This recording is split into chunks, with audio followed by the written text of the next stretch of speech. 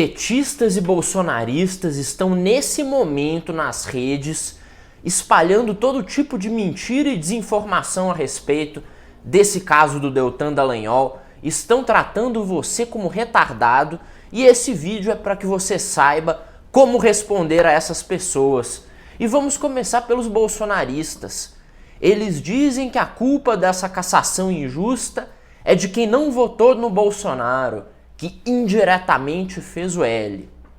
Quando na realidade quem indicou 3 dos ministros que votaram a favor da cassação foi o próprio Bolsonaro.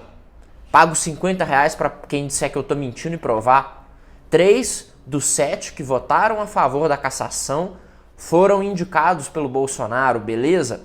Outra coisa, quem destruiu a Lava Jato foi o Bolsonaro, tá bom?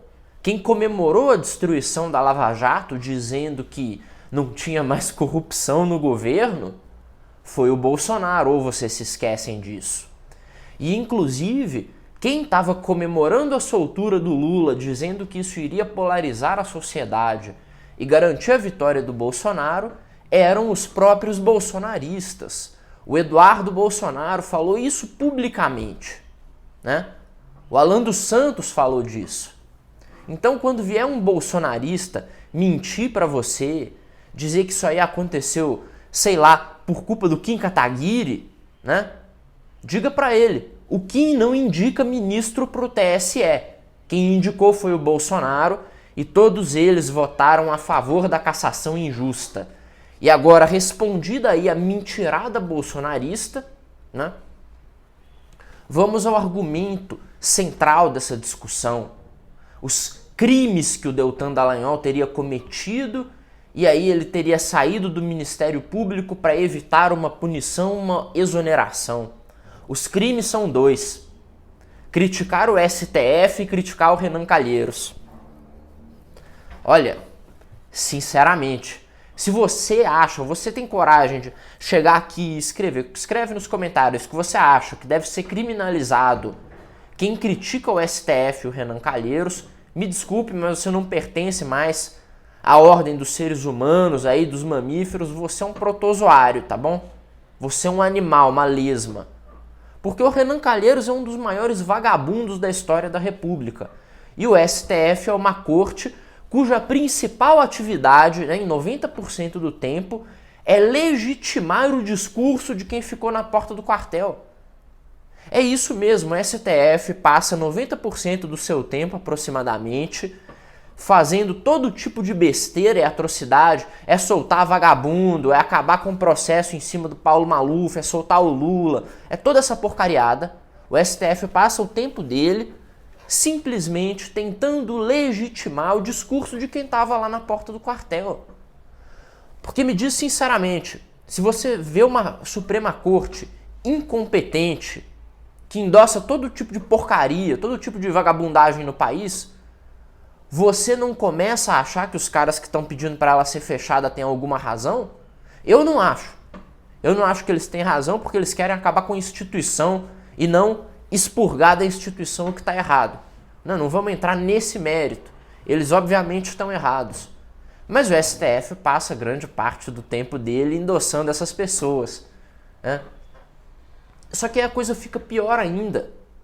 Porque esses processos, né, por criticar o STF e o Renan Calheiros, eles não resultaram em nada que fosse possível de causar inelegibilidade. Já foram resolvidos, arquivados. E aí vem um relator imbecil, né?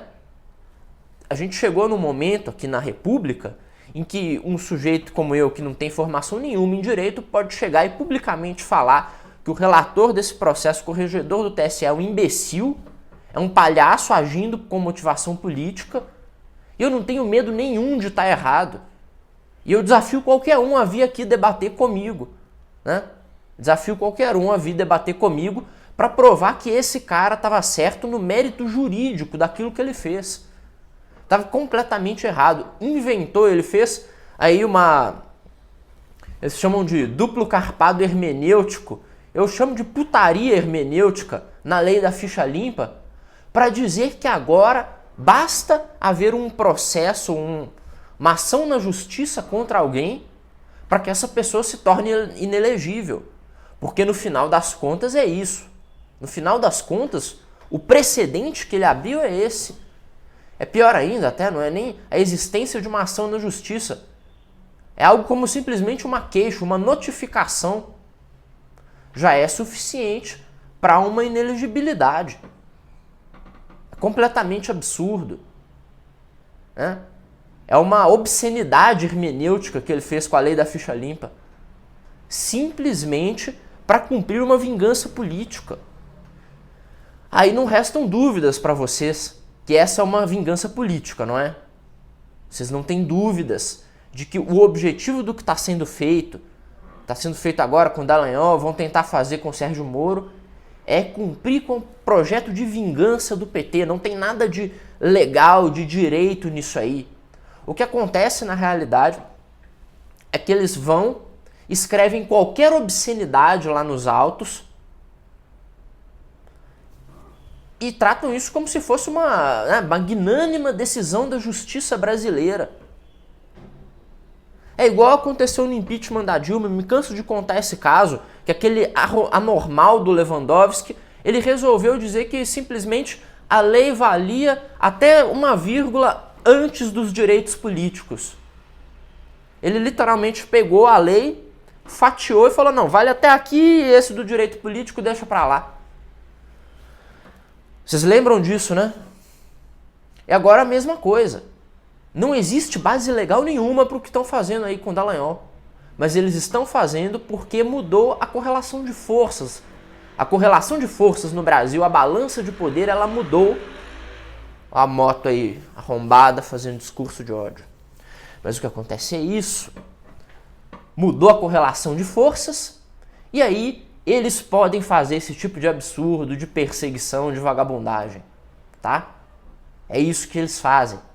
Tem nada a ver com lei, tá? Agora eu vou explicar para vocês como é que funciona o sistema de verdade. Não tem absolutamente nada a ver com lei. Já está provado aqui. Já provei. Não tem base legal para o que estão fazendo. Mas o que acontece é que eles querem cumprir uma vingança, existe uma agenda política e eles têm força política no momento para cumprir essa agenda. Então eles estão cumprindo e dane-se a lei. É assim que funciona nessa esfera de poder. Vou dar o exemplo do Lula. O Lula ele só não foi preso antes porque tinha muito poder, muito cupincha, muita gente ajudando o Lula a não ser preso. Porque senão ele já deveria ter sido preso muito antes, né? Na época que ele estava preso. Ele só foi preso porque foi possível contornar todos esses obstáculos, todas essas esferas de influência e de poder com essa força popular, com o povo nas ruas, com gente no Congresso, com o Ministério Público, todo mundo trabalhando para prender o Lula para que a lei fosse cumprida e aí a lei foi cumprida, né? Se fosse o Brasil um país sério, a lei teria sido cumprida, né? Simplesmente sem necessidade de aprovação popular. Você não precisa do povo na rua, teoricamente, você não devia precisar do povo na rua, né, pedindo, protestando para que bandido seja preso. O sistema para funcionar de maneira correta, de maneira coerente, tem que ser assim. O bandido cometeu o crime, foi pego, é preso, acabou. Pronto. Não tem que ter uma manifestação para prender bandido. Mas precisou. Precisou justamente por causa dessa correlação de forças. Aí veio o Bolsonaro, voltamos no bolsonarista. Veio o Bolsonaro, estragou tudo, acabou com a correlação de forças que prejudicava o PT, colocou o petista na PGR, indicou 2 petistas para o Supremo Tribunal Federal, e aí o Lula foi solto, porra. É assim que funciona. O que interessa é correlação de forças. Não interessa a lei. Não interessa o que está escrito na Constituição. Eles vão lá e fatiam, interpretam da maneira mais pornográfica possível, na hora que eles quiserem, tá? Não existe lei. O que existe é a vontade política. Abraço para todo mundo. Espero que vocês tenham aprendido sobre o que está acontecendo. E até mais. Eita porra, essa merda não tá funcionando mais? Cacete. Vai. Ó, vou desligar agora.